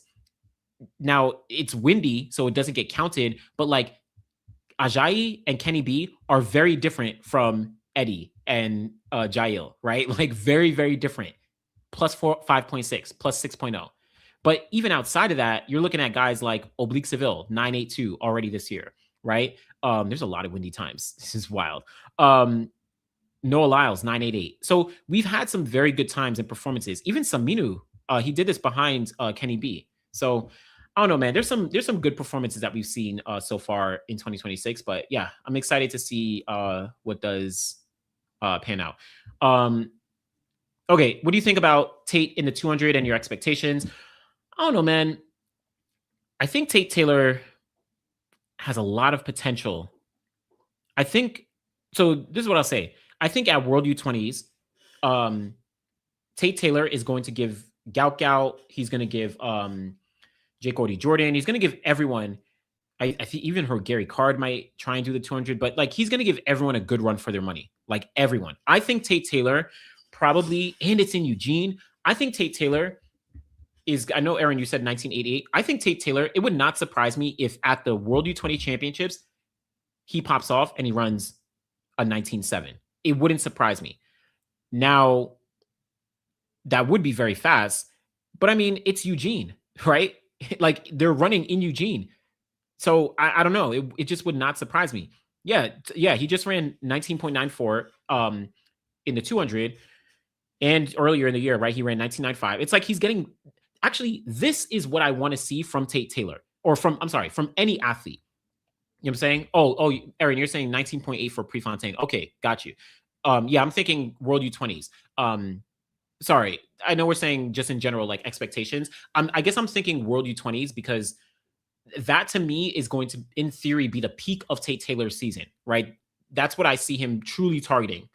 I look at Prefontaine for Tate as like, he got an opportunity because Gout Gout, well, I got to talk about Gout Gout a little bit, but Gout Gout and Kenny B pulled out. So Tate Taylor got in. Maybe he was probably going to be there already, but I don't know, whatever. That's going to be an opportunity to test, quote unquote, test the track to see what it's like. I think he could run 19.7 at World U20s. But this is what I want to see from an athlete like Tate Taylor, right? Because he is consistently, and let me see if it came up. I'm going to put this on the screen in a second, but let me just see if this has come up for him already or not. Yes, it has. Okay. So, what you call it? For Tate Taylor, if I'm looking, well, actually forget it. Oh, my bad. He ran 19.97. Hold up. What's going on here? Hold up. Okay, there we go. So this is the consistency that I want to see from an athlete where if Tate Taylor runs 19.7 or 19.6, that would not surprise me in the least bit. Why? Because you're showing some level of consistency where it's like, okay, that's not too far-fetched, right? At the peak of your season, you were able to pop off with a really, really strong performance, and then your other performances are consistently a little ways back. That makes sense to me. And no, don't hope no one comes for me. I'm not saying Gout Gout's time is fake, right? All I'm saying is I want to see Gout Gout back up his performances with some sub-20s, which I think he will do eventually. But with Tate Taylor right now, who already has these sub-20s, this is what I like to see. I really like to see this. So when he gets to World U20s and he pops off with a 19.7, well, if he does, right, wouldn't be surprising. And yeah, with his man body, he hasn't even developed his man body yet. Like that strength, right? He'll definitely get faster over the 200 over time. Yeah, the only thing I will, I mean, he's young, he's developing. It always does. He's in high school. He's racing a lot. I don't know. I'd be lying if I didn't say like, man, is he like out there all the time doing a lot? I don't know. Is he racing a lot in a sense? But he's in high school, so he's having fun. He's enjoying himself. So I have no I don't have any expectations, but I think he has a lot of potential. Like I think him versus Gout Gout. I think right now I'd pick Tate Taylor. Like Tate Taylor versus Gout Gout, I'm picking Tate Taylor. You know what I'm saying? Yeah, I think for sure as it stands right now. But again, Gout Gout, he's going to be at World U20s as well. And like, it's in Eugene. Like the Eugene track is special. It's easily one of the best or one of the fastest tracks in the world for sprinters. So, you know what I'm saying? This is kind of like the point. Yeah. Worlds are in August. Tate Taylor has been running at a high level since the indoor season. That's a long season, everybody, to hold this kind of form. That's kind of what I was thinking about a little bit. But I feel like he's been consistent enough. He's going to run at Prefontaine, and then I assume that might be his last race until World U20s, which is in August. So about a month off, maybe, but I don't know. We'll see. We'll see. Okay, so Gary Card got a medical exemption for the 200 at trials. He plans to run the 200 at World U20s. Interesting. And I know Ricardo Chambers, he just put out a video earlier today about if Gary Card should do Commonwealth or World U20s, because like the MVP team, they said that he might do both. And I agree with Ricardo that it's not a good idea because of how close those meets are. And I think I said it in my reaction to his 100 meters, but at Jamaican trials, but like, so we'll see. We'll see. But yeah, shout out to Gary Card. We'll see how he actually does pan out for the rest of the season as well. I'm excited. That's a 100-meter race I want to see. Gary Card, Tate Taylor, Jake Gordy Jordan, a whole bunch of guys in that. So we'll see. Okay, Aaron. I mean, obviously, I know you're biased, but if you like Gout for bronze, you biased against Gout Gout. So it is what it is. Okay, yeah, Tate just graduated. He's been racing the pros this season, and he didn't run high school track this year. Yeah, so maybe it's a little more easy than if he was running a full high school season. But let's see. Okay, the most important thing is always the wind reading. Here in the U.S., they make the time a deal, so most people don't know it's illegal. Oh, okay. I mean, I don't know, man. I don't know, but progress isn't linear. 100%, 100%.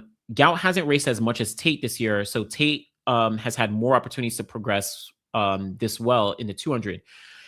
Gout definitely has the potential to run something special, so I'm not going to lose hope. Yeah, I like if I'm picking someone to win right now, I'm probably picking Tate Taylor, but Gout still has some opportunities to progress as we get closer to August. Now, I'll actually just jump in and we'll just talk about Gout real quick. And I'm going to skip over let me see. I'm going to skip over Elaine and all that. But so Gout was, well, he was originally announced, right? The original thing for Prefontaine was actually supposed to be, oh wait, my bad. It was supposed to be, can I pull this up? Let's see. My bad. Okay. So original thing for Prefontaine was supposed to be Kenny B versus, Gout versus Let's See the Bowl. But that all went out the window because Kenny B, he pulled out and he's now running in the 100. And then Gout, he pulled out specifically because he is, how can I close this, man? But whatever. He is, he pulled out a Prefontaine Classic because of some back issues, right? And let me just see where it says,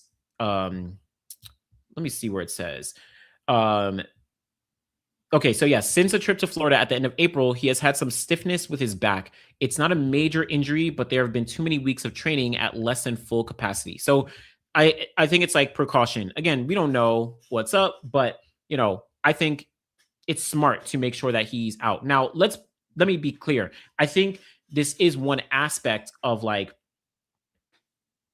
this shouldn't be an excuse for like how he performed in the 200 in Oslo. The 150 was much better. But I do think it gives some context maybe onto like what's been going on to a degree. But I don't know. I don't know if I expected Gout to be running, 19 seconds or whatever. But this unfortunately isn't the best situation because it would have been great to see him run in Eugene. But if that means we're going to get a better matchup when we get to World U20s, then I'm excited for it. You know what I'm saying? Like, I think get the rest, get the time off, and then, circle back, go to World U20s, and then see how you match up. Because I think he's also realizing that Tate Taylor and the rest of the guys, it's not going to be easy to beat them, right? So he's like, yo, I mean, obviously you also probably has, oh, my bad. I didn't even have this on the screen. My bad, y'all. My bad. I didn't have this on the screen. My bad. Yes, Gout. He is going to be at, he's out of here. Okay, so he was supposed to run at the Prefontaine Classic. It was supposed to be Kenny B, Letsile, and Gout. Kenny B pulled out. He moved over to the 100.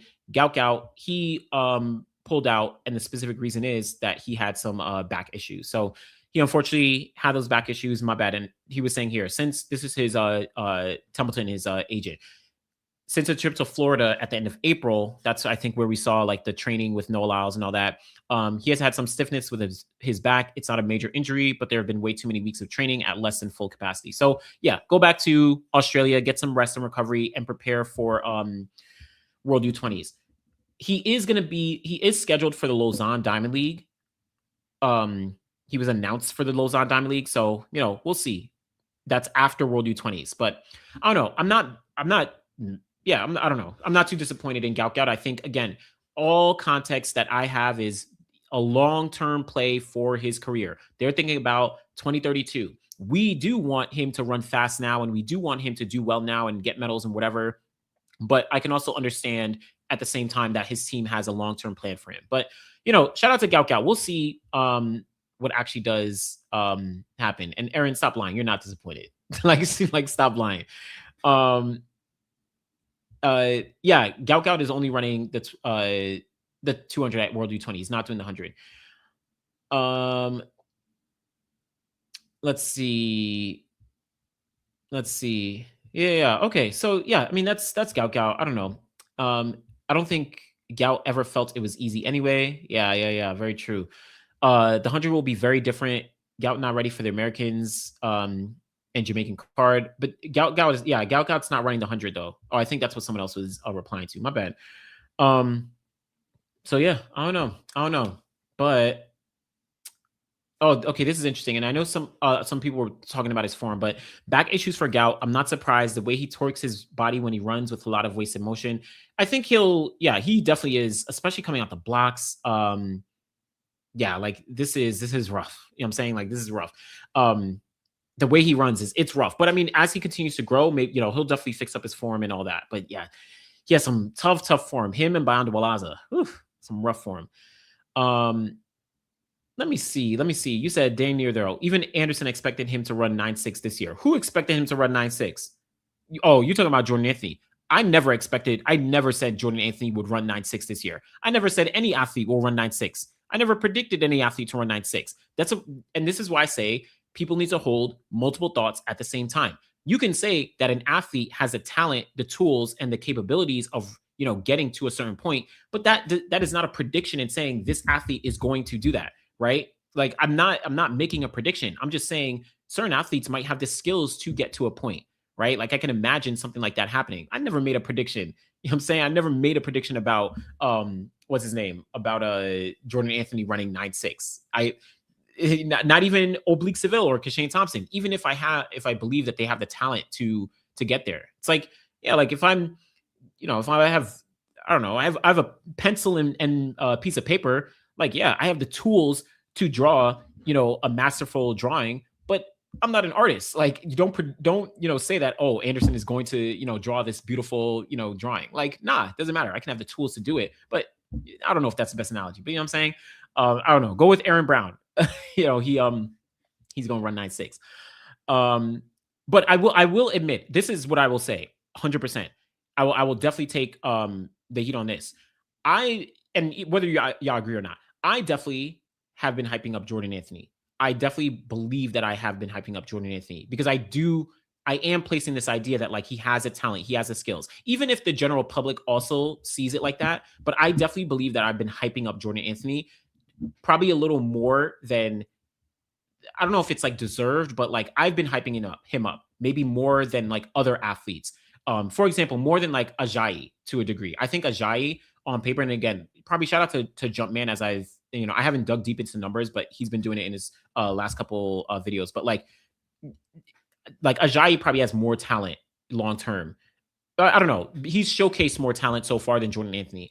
But who knows what may actually happen, right? Like anything can happen over the next, couple years. We can see Israel Ocon all of a sudden just pop off and start running insanely fast, right? Like he can all of a sudden become the guy to beat. You know what I'm saying? Like we don't know. We can only go based on the signs that we do have. But I will admit, I definitely have been hyping up Jordan Anthony, maybe a little unfairly. Right. And that definitely could be biased in the sense that like I've interviewed Jordan Anthony a couple times this year. And last year. I'm trying to think. The last time I spoke with Ajayi, I spoke with Ajayi at the World Champs last year. But I say all this to say like there's certain times like there's certain times that like for me personally, like I speak with athletes when I go to these meets and I do interviews and stuff, and that changes my perception of them, and that may introduce bias. So I say all that to say I definitely probably have been showing some bias towards Jordan Anthony, and at least in the near term, it hasn't panned out. But who knows what may or may not happen in the future? So you know, um, but yeah. So my bad. I know there was another. Let me see. Uh, oh, what videos that I got coming? So, not tomorrow. I meant to do it. I definitely need to do a video on the jumps. I'm probably not going to get to it talking about it today. Need to do a video on the jumps. I may get a chance to do it today or tomorrow, but I want to highlight the long jumps have been crazy. So I'm definitely going to highlight the jumps, and then there's going to be I'm working on a couple videos about just like African. I'm going to start doing a lot more videos about African athletes in general. African sprinting, primarily sprinting, but like, yeah. I've been, yeah. So that's going to happen. Maybe after Paris, I'm going to put out a video about, depending on how Busang does, I'm going to put out a video about just like Botswana and their progress and stuff. But yeah, expect some videos about like African athletes for sure. But yeah, it's just been a little tricky because I've been working. Like I said, I didn't even know I was so busy today. I didn't even know that Prefontaine announced this 100-meter field, and they announced it like earlier in the day. I didn't see it until like 30 minutes before I was about to come on live here. That's why I changed the title. So I've been just a little busy. But yeah, but expect videos about African athletes for sure. Like I'm like excited about African athletes. In terms of interviews, not right now, but leading into USA's and then probably Commonwealth Games, I'm gonna try and set up a couple different interviews and stuff like that. But yeah, we don't see. We got a couple different things. Okay, so I'm not gonna talk about Elaine here. Well, I guess I don't know. I guess the only thing I'll say, because I need to probably jump off, but like the only thing I'll say is like I guess there's still question marks on Elaine. I know she's still entered in Zagreb. Just to highlight, actually, I'll just bring it up here, but just to highlight, if this comes up, I don't even know. Okay, just to highlight, Elaine is announced for Zagreb this Friday in the 100 meters. Also, shout out to Shawnee Merluibo. She's going to be running the 200 here. She's going to do some damage. I think, I don't know, maybe I'll talk about this a different time. I think Shawnee Merluibo is looking serious this year. 10:05 behind Sha'Carri in Florida, and she's obviously run 22.0 this year. She's going to be serious. But Elaine Thompson-Herah, who knows? Like, I think nobody knows what's up. Like, she ran the 100-meter heats at the Jamaican trials. She ran 11.18, and then she pulled out of the final. Nobody knows. Like, literally nobody knows. I mean, maybe someone knows, but like, I haven't heard anything in terms of like what her status is. I don't know if she's healthy. I don't know if she's injured. I don't know if she's taking precautions, if she had a cramp, or if she's just like, I don't know.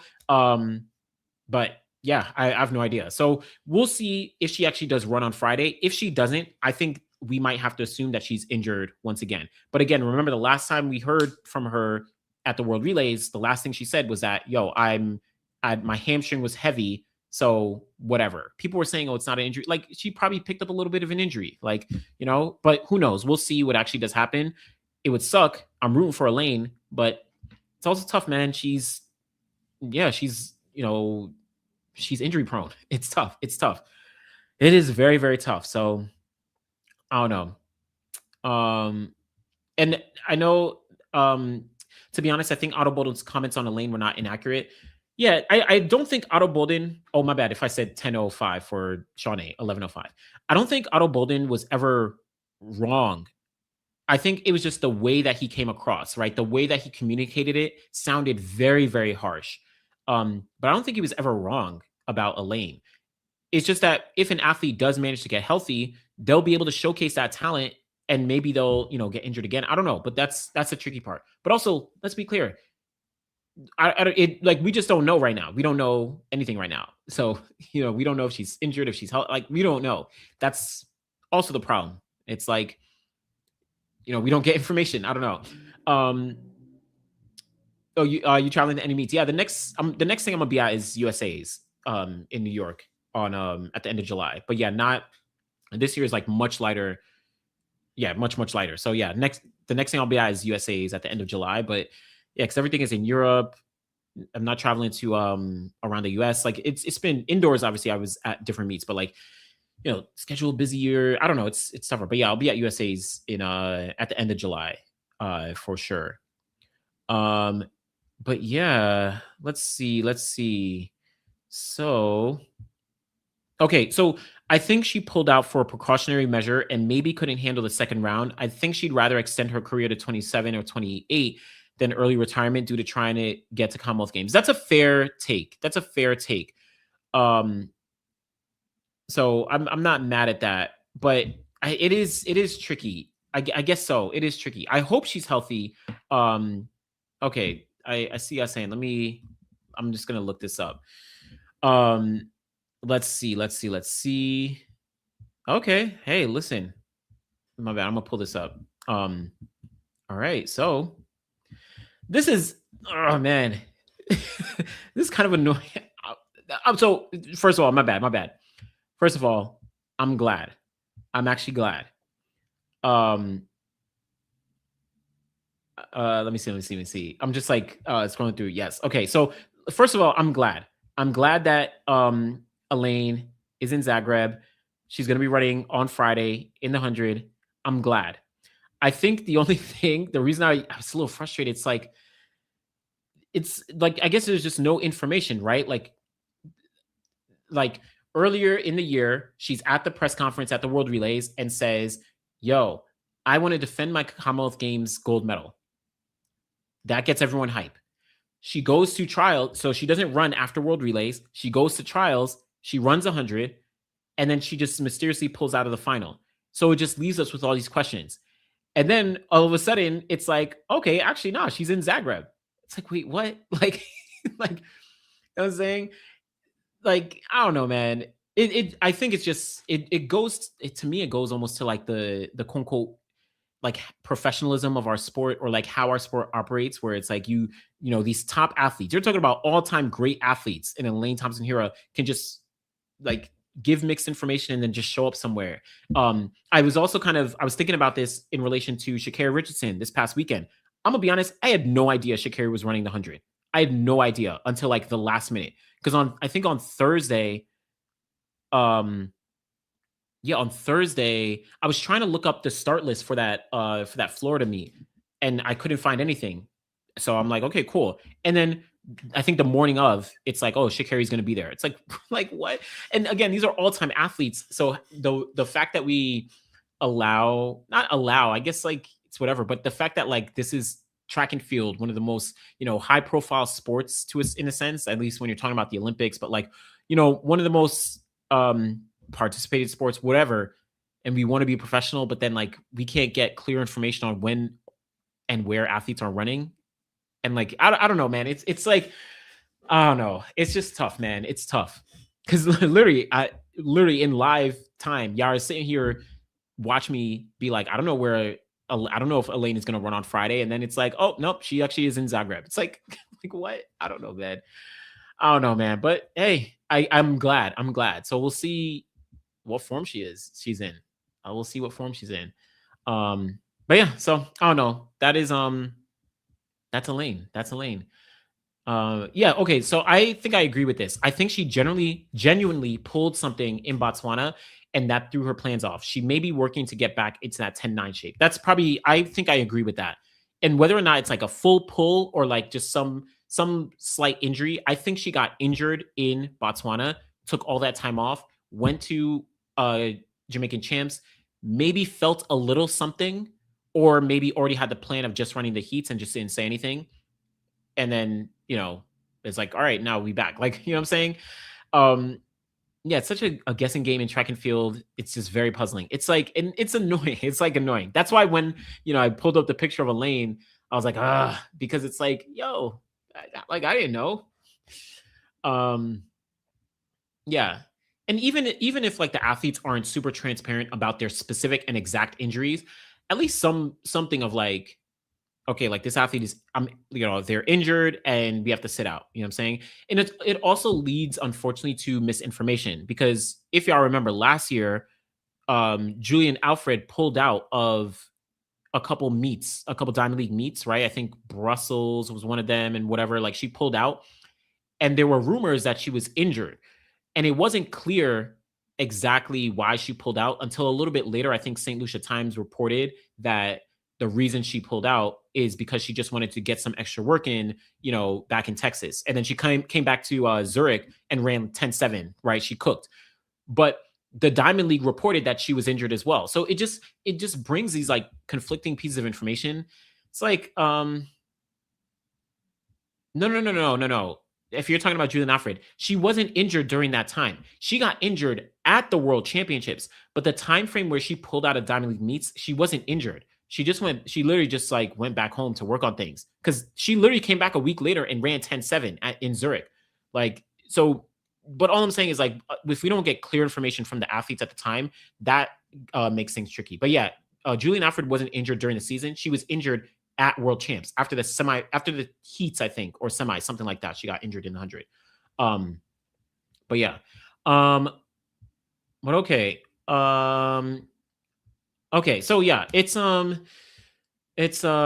crazy. Oh, you said my bad, Anderson. The Spring Culture podcast that said it. Oh, okay. Shout out to Anson Henry. That might be who you were talking about. Who said he's definitely running 9.6. But again, just to circle back, I will give grace to people.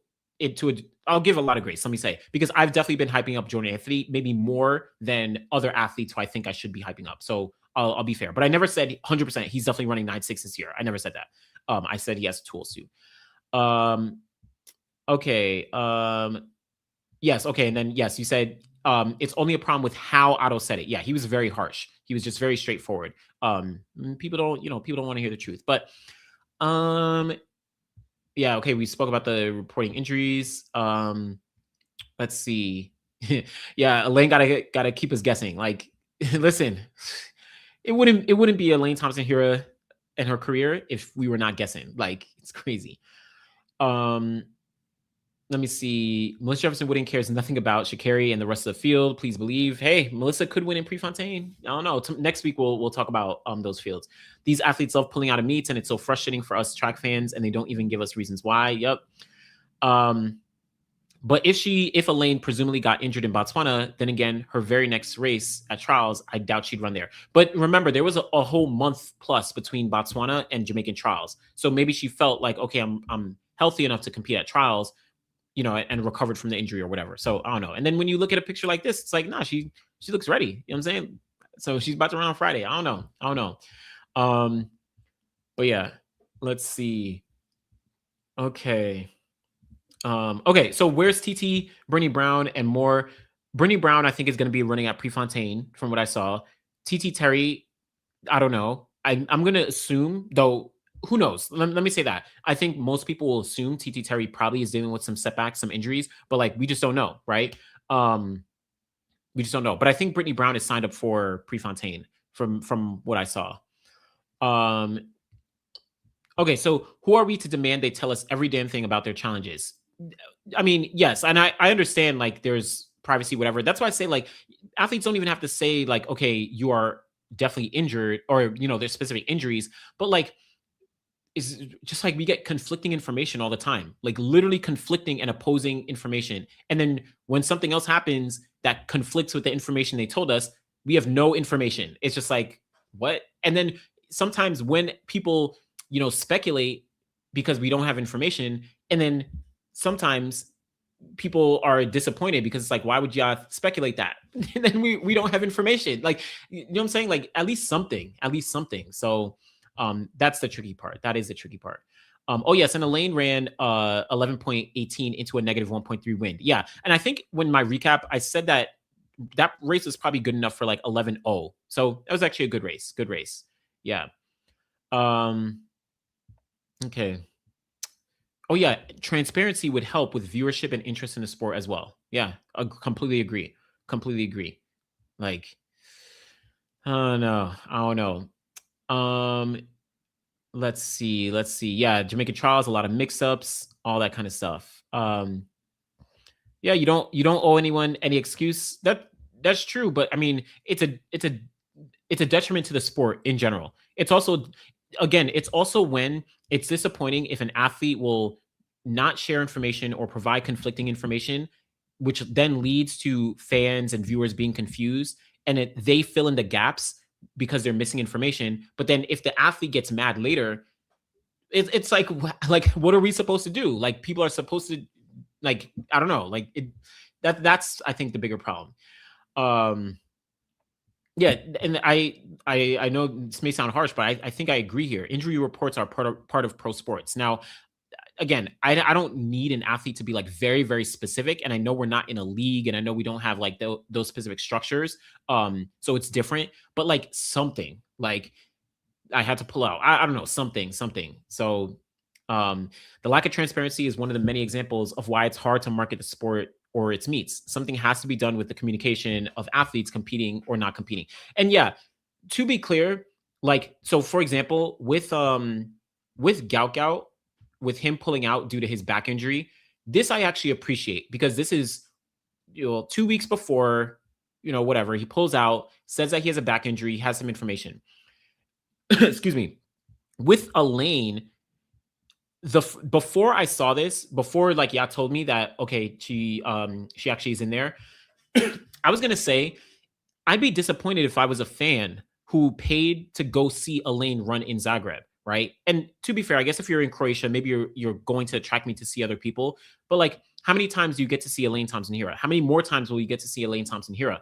And if you paid a ticket to go see Elaine, but you have no idea, the last thing you see is that she pulls out of the final at Jamaican Champs.